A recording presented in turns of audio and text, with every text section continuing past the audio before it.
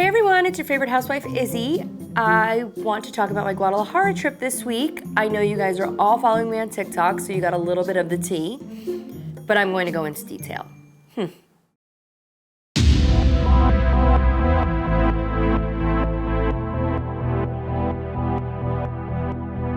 Hi, my name is Izzy, and I am an average rich housewife.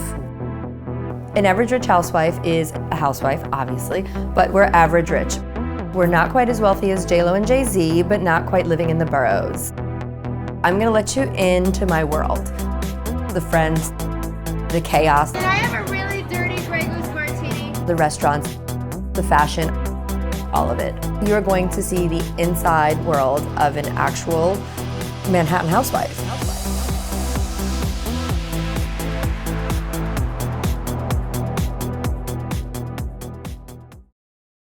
So, the roommates and I decided to meet my really good friend who lives in Playa del Carmen in Guadalajara for Day of the Dead. I decided it would be a good idea to invite Vanessa and her daughter because we love traveling with them. They're like our travel family. We get along, everything is wonderful. We help each other with each other's kids. Like, it's really lovely to travel with her. Like, it's a pleasure. So, I get to the airport with my roommates and our flight is canceled. Wah, wah.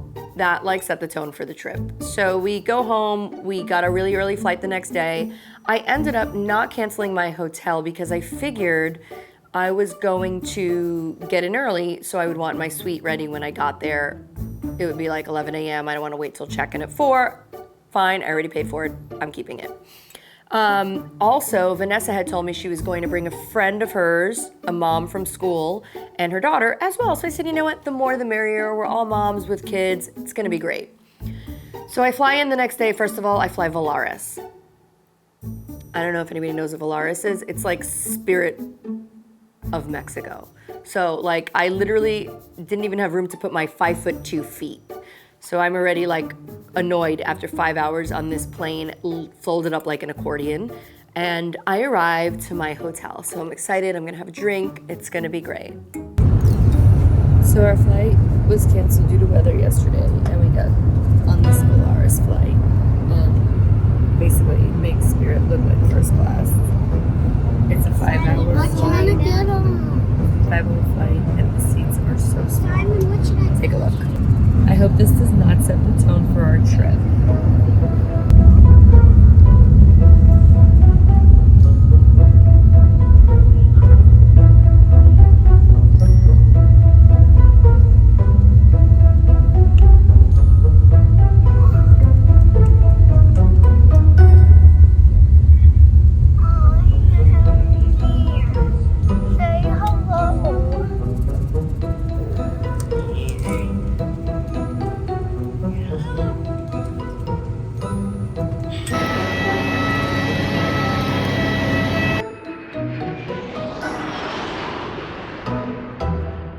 So then I get to the front desk and I'm like, hey, I'm here to check in. And the guy's like, your room is not ready. I'm like, how could my room not be ready? I called and did a verbal check-in yesterday. He's like, well, your friend came down and told us that you weren't going to be here. So she wanted your suite for the night. She would be out in the morning and we would clean it before you got here. I said, my friend told you she wanted my suite for the night? Why would she take my suite? First of all, why would anybody, what's wrong with your fucking room? You need a suite? Are you a goddamn basketball player? If you want a suite, then book ahead of time. It's not my fault there were no suites because you booked 2 weeks in advance. Oh no, this is where I get ratchet. So the fumes are going to my head at this point because my kids have been flying for 5 hours, folded up like an accordion. I get to the hotel and my suite is not ready. Not only was the suite not ready, the hotel was sold out, so there wasn't even a regular room to put us in. So I reach out to Vanessa and I'm like, why would you have taken my suite and A, not told me, and B, why would you have taken my suite? She's like, oh, our rooms weren't ready, we were supposed to get connecting rooms. None of this is my fucking problem. Why would you take my suite and not tell me? First of all, you should have told me because I booked it through Centurion and you would have gotten free breakfast and $100 credit. Not that intelligent, those Boca girls. Must be all the bleach in their hair. And number 2, why be sneaky? We're supposed to be friends. We're in a sisterhood. You're not supposed to be sneaky with me. Call me up. Be like, hey, listen, I really want the big room. The girls would enjoy it. The bathtub, whatever. We're gonna stay in it tonight. I would have been like, great.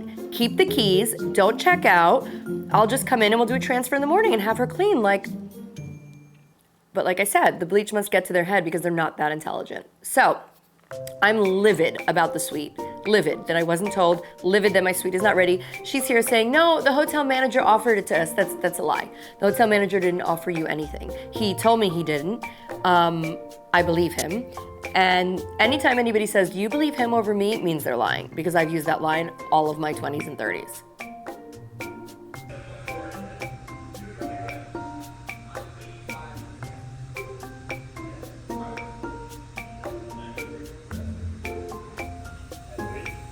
Hey, Maxie. Are you recording?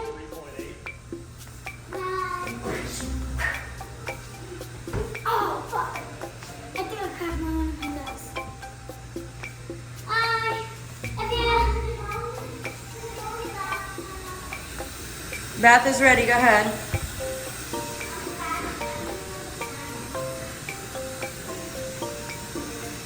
Finally, we get into the suite after all of the drama, and I've already blasted her all day because she needed to be blasted. Like, who does that? On the class level, my sophistication is a 2 because I'm a girl from Brooklyn. However, I know better. Like, you rented a regular room, you go to your room. You don't, it's just not what you do. And if you do it, you call your friend. Like, just throwing that out there, guys. Etiquette, for me, is top notch. Like, even though I'm a girl from Brooklyn, when it comes to etiquette, I'm a fucking 15. I'm on 15. You need your proper fork, you need your proper knife, and you need to be appropriate with the things that you do. Anywho, so she comes in with her friend, and we get checked in. I finally get to my suite at 5 o'clock in the afternoon. I'm fuming. My girlfriend Isis comes over, who is the girl that I was traveling with, my good friend from Mexico, who was with her twins. Hey everyone. It's a favorite housewife, Max. I mean, it's your favorite roommate, Max. Oh, I thought I wasn't allowed to call you my roommate. No, you do it. And we all are supposed to go to dinner. They're not ready. So me and Isis head to dinner. We didn't want to lose our reservation. I'm ready to go out. My first night out in Guadalajara. My roommate is not coming. She's just gonna stay on the couch here in the lobby. And Vanessa shows up with her friend, who is essentially like a Latina Elle Woods. Another Boca blonde, I call them, because there's nothing going on between the bleach. And they show up completely gorgeous, because they are gorgeous. I am gonna give it to them. I'm not gonna take it away from women that are gorgeous. They were gorgeous women, and they both showed up very gorgeous. Not elegant, just gorgeous. Very like Boca sexy. And they sat with us, and her friend, wow, she threw shade as if it were a sunny day and the umbrella was covered over the whole fucking balcony. Like, the shade was so deep that I could not see the sun for miles. She was just so nasty when she sat down.